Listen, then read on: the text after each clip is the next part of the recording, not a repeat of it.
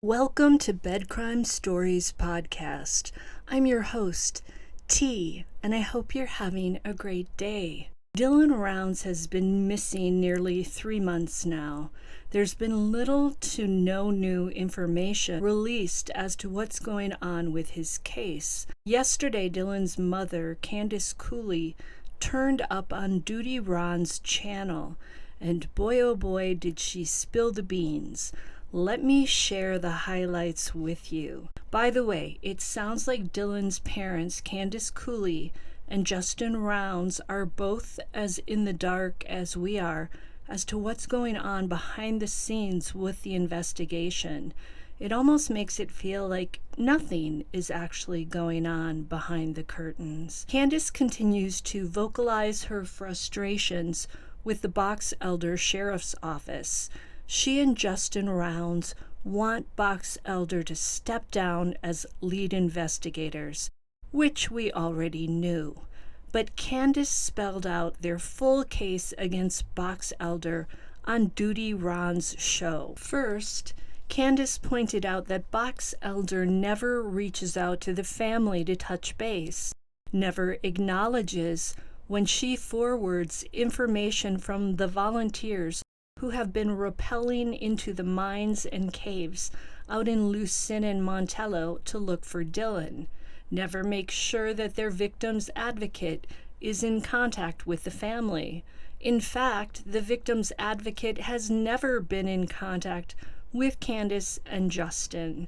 Candice also criticized Box Elder for never formally interviewing anyone in the family, not her, not Justin, not the grandparents. She also felt, and I do too, that Jim Brenner and Don Hatley should have been interviewed right away when it became apparent that foul play was likely behind Dylan's disappearance. And that would have been from the moment they found Dylan's boots with the blood spot. If Box Elder knew that they were not experienced enough to handle a potential homicide and that they didn't have the resources that the FBI have, then in the interests of the case, they should have asked for assistance from the FBI right from the start, and they should have stepped aside graciously, in my opinion, and let the FBI run the show. Candice pointed out that there could be remaining evidence at the two properties that could seal the fate of the perpetrator and lead to the case being solved. What Candice described for Duty Ron is a situation wherein her and Justin's child went missing, and she and Justin have mostly been left to fend for themselves. Yes, Box Elder came out and spent time on the Monday when the family first arrived, as well as the next day. But beyond that, it sounds like their attitude was, well, we can't find them, so we don't know what to tell you. It's horrifying, really. I don't like to criticize law enforcement, but even Duty Ron thinks that this Box Elder Sheriff's Office has not been meeting its obligations to the family. There was also discussion about Dylan's missing key fob. Duty Ron asked Candice about the infamous key fob, the key fob to Dylan's F-150 truck that was said to be returned by an unknown person to Dylan's trailer the day after his family showed up in Lucin, Utah to search for him. Candice took the opportunity to criticize YouTubers as a whole while discussing this topic, which I find ironic because we YouTubers are the ones who stumbled on the key fob information on NamUs, and I'm the one who contacted NamUs to ask for clarification about it. Was it found or wasn't it found? Without YouTubers pointing out this information, Candice Cooley might still be in the dark about the Box Elder Sheriff's Office sharing confidential information about the case through Dylan's NamUs entry. I understand Candice's overall upset with YouTubers, though. She's right to be furious about some people who have been stepping all over Dylan's property and the grain shed property. They are possibly further contaminating crime scenes, and according to Candice, they don't have permission to trespass on Dylan's farm or on the grain shed property. Yes, the owner of the grain shed property wrote a letter giving people permission to search for Dylan on his land. But according to Candice, that letter was meant strictly for law enforcement, and somebody leaked it to the public and is now using it as a way to say we had permission. Candice is also right to want a new investigative agency to take over as lead on Dylan's case. Box Elder dropped the ball from the very beginning when violent convicted felon Jim Brenner complained to Box Elder about the searchers and law enforcement disturbing his tranquility and on the grain shed property, which he doesn't own, by the way. Law enforcement decamped from that property and moved over to the Lucin Pond. That grain shed property seems to be ground zero for the crime. It's where Dylan's boots were found, after all. That whole area should have been roped off. And note that Jim Brenner had an outstanding warrant for his arrest, and Box Elder knew about it. Why didn't they just arrest Brenner day one for that outstanding warrant, secure the area around the grain shed and the dirt pile, and then search it upside down and have forensic detectives come in from the FBI to process it?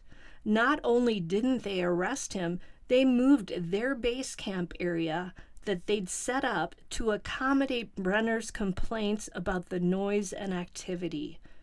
It's insane. It's one of those WTF details of this case, and it makes me mad. I understand Candice's wrath. I'm assuming Candice was also venting about videos put out by YouTuber Salty Pancakes that show him walking around Dylan's farm and on the grain shed property. Salty clearly went into the grain shed / workshop. Kurt Wadsworth was there too to pick up his backhoe, but Candice also had to admit that she doesn't own the grain shed property, nor does she own Dylan's farm. It would have to be the owner of the grain shed property coming out and making it clear that no one has permission to go on that land except for law enforcement. As for Dylan's farm, that would have to fall to Dylan's grandfather, Larry Rounds, as he's the sole owner now of that land. And I'm not even sure if he technically still owns it, though, because it's rumored that payments haven't been made on the farm. But that came from Kurt Wadsworth. I'm not sure we can trust that information. Despite Candice's dislike of all YouTubers except for Duty Ron, I'm going to keep creating awareness of Dylan's disappearance, and I'm going to keep saying his name until the case is solved. If we use our YouTube channels responsibly, then we can assist the family, even if the family has little to no regard for us. The sad thing is that the YouTubers who go out on the land and videotape it get tons of viewers and support. People are loving being able to see these places that we've heard so much about. I get it. I understand it. I watched those videos too. But if that were my child and my child was missing, I wouldn't want anyone traipsing over all that stuff and touching things and looking around. Here are the other tidbits that came out of Duty Ron's interview with Candice. Candice confirmed that Dylan made the 6:51 a.m. call to his grandmother on the day he disappeared. It was not the other way around. Candice has the phone records to prove it. So spread this information far and wide because I'm tired of having to refute this in my comment section. Candice didn't seem to think it matters in the scheme of things who called who. I still feel that detail may be important. Candice also told Duty Ron that the key fob to the F-150 truck is with the authorities now and is being tested for fingerprints and other evidence. When asked who she thinks is the unknown person who returned the key fob to Dylan's trailer, Candice replied that there were only 2 people near Dylan's farm on the Tuesday when the key fob showed up: Jim Brenner and Don Hatley. She's pretty well convinced it was one or both of them. So Don Hatley's name comes up once again, the mysterious Mr. Hatley. Candice believes that even if Brenner is the person who returned the key fob, Don Hatley has to know things about Dylan's disappearance and or the crime. Hatley was with Brenner on Saturday, May 28th, the day Dylan went missing. He supposedly searched with Brenner for Dylan that Saturday and the next day as well, Sunday, May 29th. And he's the person who agreed to hide Brenner's firearms. Candice did say, however, that she doesn't believe Hatley harmed Dylan. She just feels that he has to have some information based on his whereabouts on the day Dylan vanished and the day after when they supposedly searched for Dylan, based on his friendship with Jim Brenner, and based on his willingness to hide Brenner's firearms. We've heard people like Kurt Wadsworth say that Hatley seems genuinely upset over Dylan's disappearance, so Hatley may likely not be the perpetrator, but he probably does have key information that could help the case. No pun intended. At this point in the interview, Duty Ron chimed in that he doesn't believe Brenner could have pulled off a crime like this alone.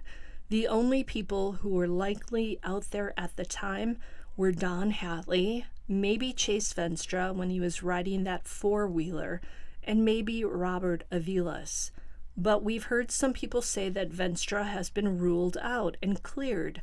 I personally do not believe Kurt Wadsworth was out in Lucin on that Saturday.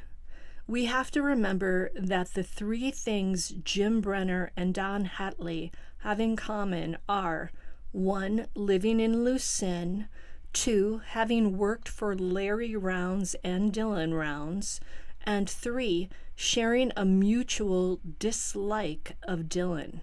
The last one is the most important because it could be the motive for Dylan's disappearance. Brenner resented Dylan having permission to use the grain shed and having to go through the locked gate to get there. Hatley was angry with Dylan for spending time trying to fix a washing machine when something else, and I think it was the pivot, needed his attention. Per Candice, that's when Dylan fired Don Hatley. That had to have led to some bad blood between Dylan and Don Hatley. Was it enough bad blood for Hatley to turn the other way when Brenner maybe harmed Dylan? We don't know, but it's a possibility. They do say everyone has their public life, their private life, and their secret life. Maybe Hatley is good at acting and masking his secret life. Candice also talked about the first few days when the family learned that Dylan was missing. Her description of it drove home how lost families are when a loved one seemingly vanishes off the face of the earth. It sounds like it took a while for Candice to absorb the full reality of the situation. At first, all she could think was, let's find Dylan. He's injured somewhere out on the farm. It wasn't until she and Justin got over to the grain shed and Dylan's boots were found that they realized something more sinister might be at work. That had to have been a mind-blowing moment for them. I don't think anyone jumped automatically to a scenario in which Dylan was done in and carted away and hidden. Candice said she had to leave at a point to simply be able to sit back, breathe, and drink it all in and let her mind make sense of it. She describes being awake in the middle of the night, asking herself, is this really happening? Duty Ron then asked Candice if she thought Kurt Wadsworth's 3 phone calls on Tuesday, May 31st to her, saying that Dylan was being held hostage in a house in Montello, were made as a diversion to allow someone to bring the key fob back to Dylan's trailer.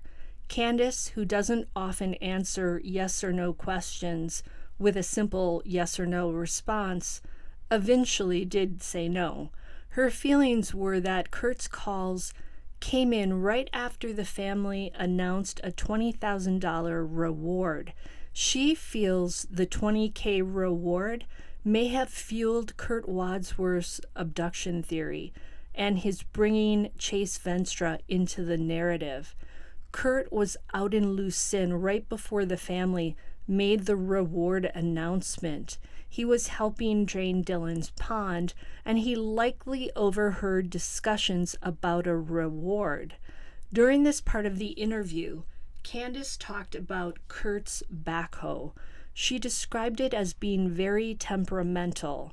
That statement is important because it supports what Kurt's daughter, Tylena, has said about her dad's backhoe, that no one but Kurt could start it.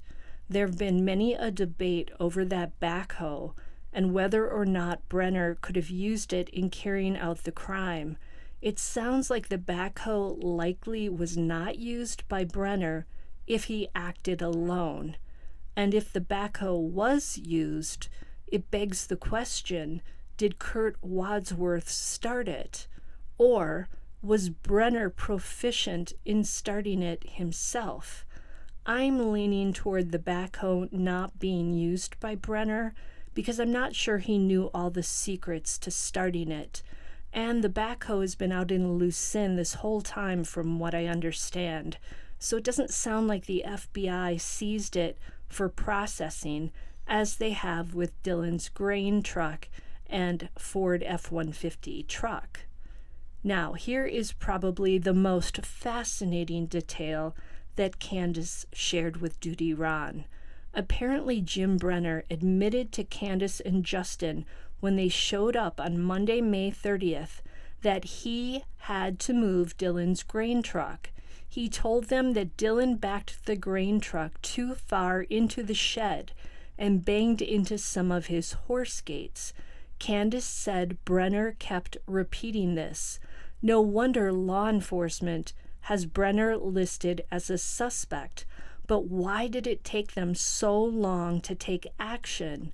They found Dylan's boots with blood on them at the grain shed property on Monday, May 30th, and Brenner was freely admitting to having moved Dylan's grain truck. All that screams that he could be the perpetrator. So why didn't Box Elder arrest Brenner for the outstanding warrant to get him away from a potential crime scene and then interview him right away when his head was perhaps still reeling from a crime he may have committed? So now I would like to know when exactly Brenner supposedly reparked Dylan's grain truck. Did he really do it after Dylan parked it that morning? That doesn't seem likely to me.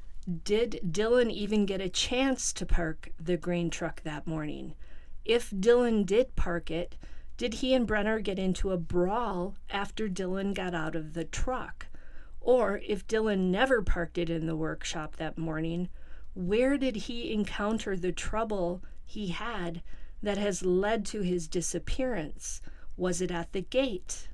How was the heavyset and older Jim Brenner, if he is the perpetrator and acted alone, how was he able to get Dylan in a vulnerable position? Could Dylan have parked the truck and then Brenner confronted him holding that .22 rifle that he had? Dylan likely didn't have his pistol with him because we heard he kept it in the Ford truck, not the seed truck. Did Brenner drive Dylan's grain truck because he maybe used it to transport Dylan to a hiding spot, to a place where Dylan has yet to be found? It would have been the perfect vehicle for hiding a body, in my opinion. Put Dylan under the remaining grain and drive away. No one would have thought twice about seeing Brenner drive Dylan's grain truck because he'd driven it before. He also did work for Dylan from time to time. Also, Candice has stated how vast the desert out there is and how few people are really out there on any given day. Speaking of the grain shed property, Candice said that the dirt pile has been thoroughly searched. Her ex-husband, Justin, searched it with a farmer friend of his. She explained that the dirt pile had weeds growing all over it with deep roots. She pointed out that if the dirt had been disturbed, those roots would not have been there intact. So I think we can put the dirt pile to rest. She also said that it would be impossible for someone to bury a body below Dylan's trailer. There's only 1.5 feet of clearance underneath it, so she ruled that out as well. When she was asked if Dylan's iPhone has been found, Candice once again did not say yes or no. She said they cloned the iPhone, and the FBI has been able to get information from the phone using special technology.